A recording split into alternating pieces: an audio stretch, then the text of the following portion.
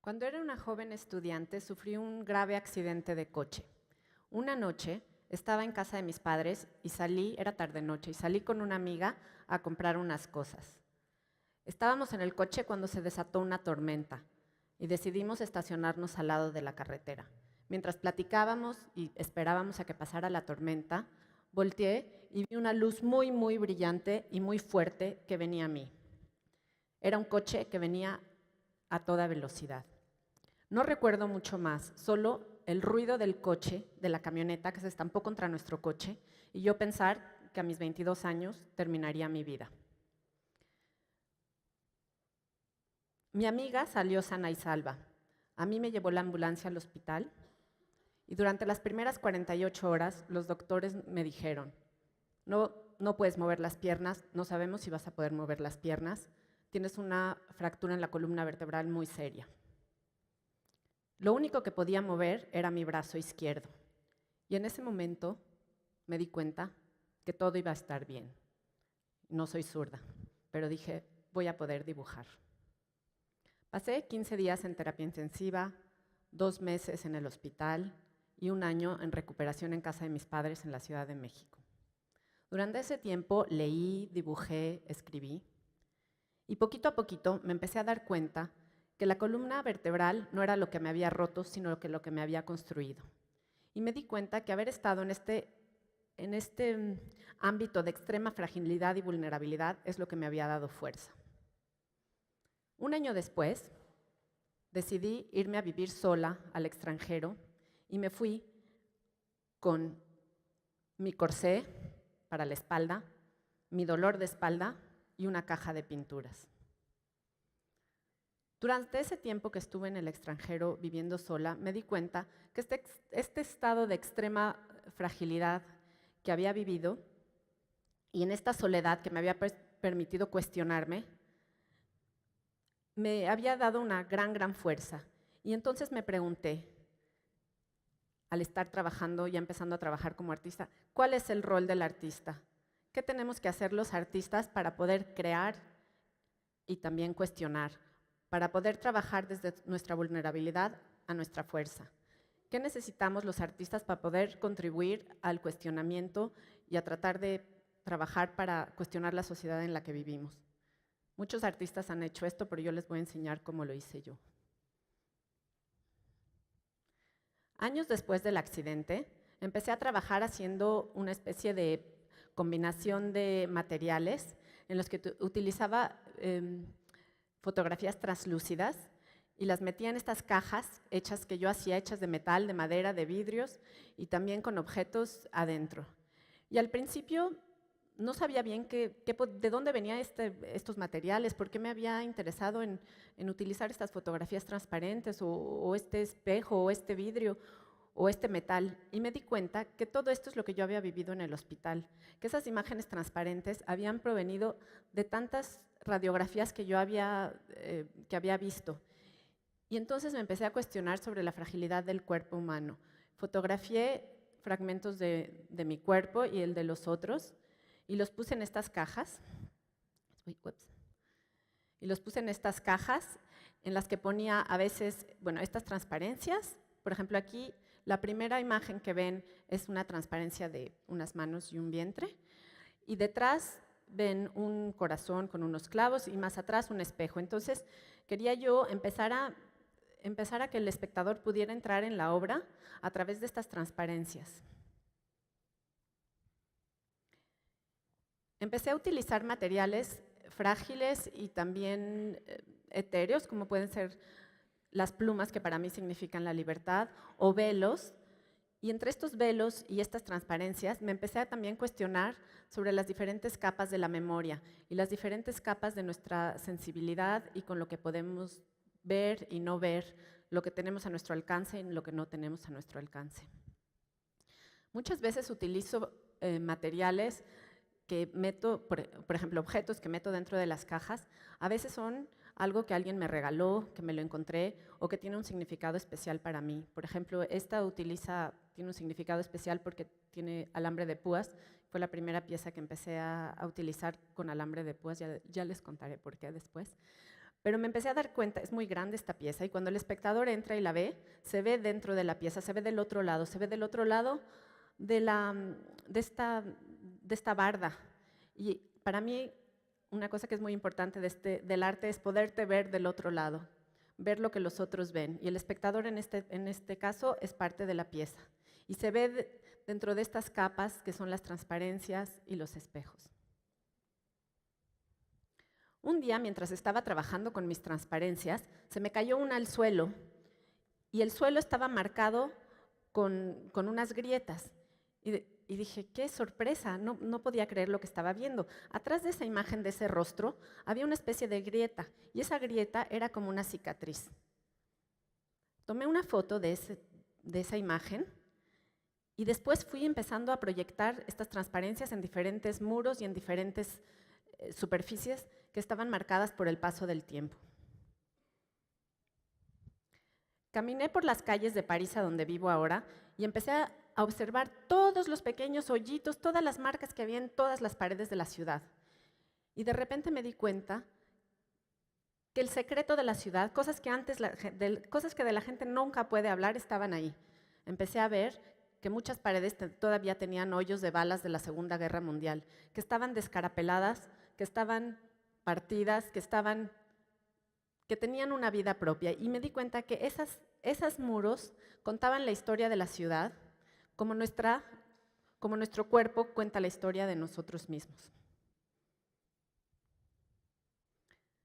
Seguí haciendo este trabajo y proyectando diferentes imágenes de diferentes personas y diferentes fragmentos del cuerpo humano en muros que son significativos o para la persona o para la ciudad, y me empecé a cuestionar sobre las cicatrices que tenemos los seres humanos. Los invito a todos que se toquen sus cicatrices. Yo tengo una aquí, tengo una aquí. Todos tenemos cicatrices en nuestro cuerpo, pero también tenemos cicatrices internas que no podemos ver.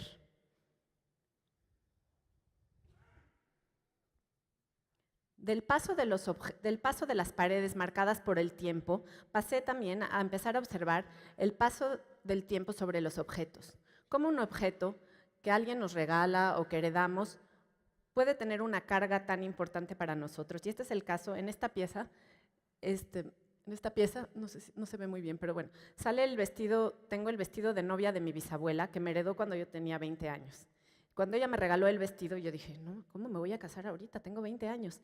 Y empecé a cuestionarme el paso del tiempo sobre los objetos, pero también las tradiciones, cómo nos las van heredando de una vez a una vez, sin que nosotros muchas veces nos las cuestionemos. Entonces realicé esta instalación en la que tomé una fotografía en la que me estoy poniendo de diferentes maneras el vestido de novia de mi bisabuela, y el espectador pasa entre las fotografías que son de tamaño natural hasta llegar al final, a donde vea el vestido que está enfrente de un espejo y se lo puede poner, y entonces se pone en el lugar de pues, mi bisabuela cuando se casó. Pero el vestido ya tenía casi 100 años, estaba deshilachado y roto, como muchas de las tradiciones. Y me puse a pensar ahí en todas estas, los ciclos de la vida. Y a partir de esta empecé a crear otras piezas, otras instalaciones que hablaban de diferentes ciclos de la vida. En esta, una mujer, puede ser la madre, se tapa los ojos, de su ombligo salen cables eléctricos y estos cables eléctricos alimentan una pequeña luz en estos bebés, que más bien son fetos de 28 semanas, hechos de pasta de vidrio. Son muy, muy frágiles. Es más, cada vez que expongo una pieza de esta se me rompe un bebé o lo pisan alguien que va a ver la obra. Y aquí yo me quería empezar a cuestionar otra vez sobre la fragilidad de la vida. No solo la fragilidad de la vida como yo que tuve un accidente, o la fragilidad de la vida en un temblor, o la fragilidad de la vida en una guerra. La fragilidad de la vida cuando la vida aparece. Aquí empecé cada vez más a trabajar en espacios públicos, a donde el espectador no solamente ve la pieza del exterior, sino que empieza a formar parte de ella. Uno puede caminar más o menos entre los bebés, por eso se me han roto tantos.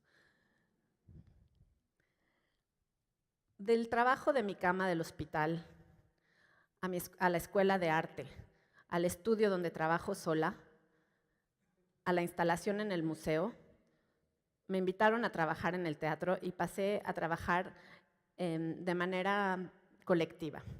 lo cual ha sido un gran, gran regalo. Y entonces me empecé a topar que yo para crear tengo que estar en una soledad, tengo que ver mi fragilidad interna más fuerte, pero trabajar en conjunto, con la sensibilidad de cada quien, que cada quien ponga de sí toda su introspección y todo para crear un trabajo en común, me pareció una experiencia increíble. Esta es una pieza de Jimena Escalante, que es una dramaturga mexicana, y a mí me invitaron a hacerle escenografía para el nuevo teatro del UTM en Lyon.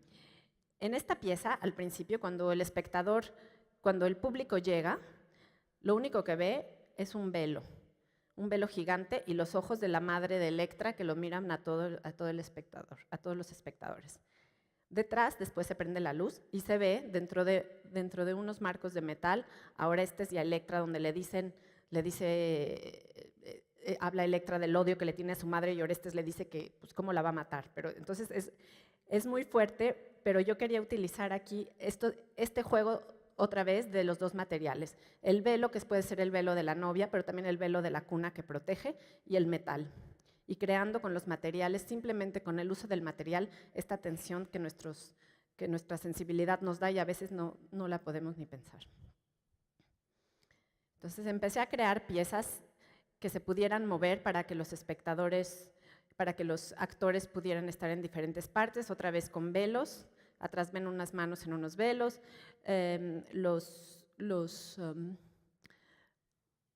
Los paneles tienen una especie de textura reflejante, entonces se vuelven espejos y entonces el actor se multiplica. De esa pieza me invitaron después a hacer una pieza basada en el texto de Virginia Woolf, Una habitación propia, que si no la han leído es de veras una obra muy, muy importante.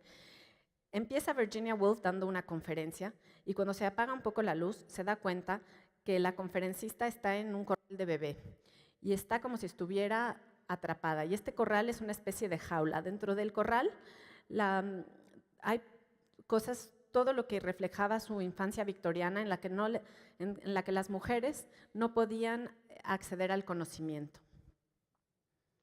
Poco a poco Virginia rompe su corral y empieza a construir estantes para terminar creando una habitación propia hecha con la reconstrucción de lo que tenía para crear un espacio de ella hecho por su trabajo.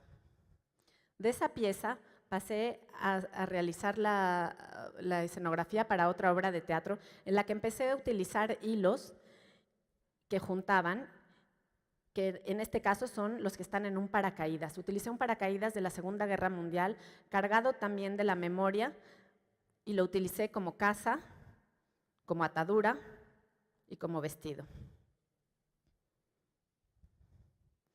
Los hilos han sido una parte fundamental de mi trabajo. Hay hilos que unen, esta pieza une una pieza a unas bañistas contemporáneas con unas de entre dos guerras. Y hay hilos que separan, como el alambre de púas.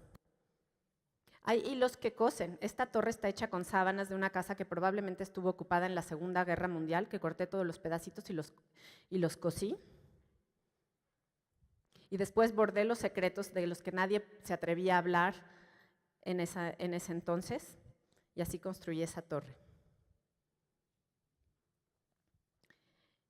Mi trabajo habla sobre la memoria, sobre el encierro, sobre las cicatrices, sobre el paso del tiempo, sobre la fragilidad, pero también sobre la reconstrucción. A veces el arte habla de lo que no podemos hablar, saca a la luz y hace visible lo que es invisible. Es un lenguaje sutil pero muy potente. El artista, como dijo Annette Messager, no crea nada nuevo, va por ahí, ve algo, lo escoge, lo señala, lo formula y lo reformula. El artista va quizá por la calle y ve a un objeto cotidiano que a lo mejor podría ser banal. Lo toma, lo modifica y gracias a esta modificación puede hacer también que los demás modifiquen su pensamiento. Vivimos en un mundo fragmentado, en un mundo donde la paz mundial está detenida ahora sí que con hilitos. Y nos preguntamos, ¿cuál es el rol del arte hoy?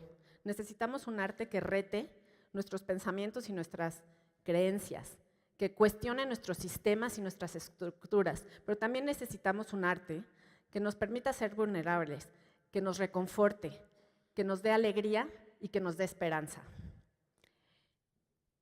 De esta fragilidad que siente el artista solo en su estudio, es la que sentimos todos. El artista toma riesgos, como cada uno de ustedes dentro de su trabajo. El artista va en la cuerda floja, tiene que tomar decisiones, como todos ustedes. Y tiene que acercarse a su parte más vulnerable y frágil. Pero solamente acercándonos a nuestra parte más vulnerable y frágiles vamos a encontrar nuestra fuerza, que es la fuerza que necesitamos para una transformación social. Y como dijo Adrienne Rich, la poeta norteamericana de Marie Curie, sus heridas provenían de la misma fuente que su fuerza. Gracias.